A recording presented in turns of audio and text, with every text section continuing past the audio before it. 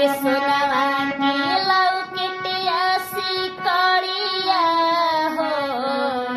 सिकड़िया ननदो के कर दिहल हा सोनवा के लौकिटिया सिकड़िया हो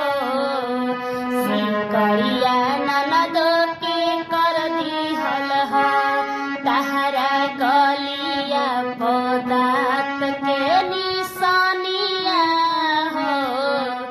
बताव चुमा के करली हल हो तहरा गलिया पदार्थ के निशानिया हो बताव चुमा के करली हल हो तहरा गलिया पदार्थ के निशानिया हो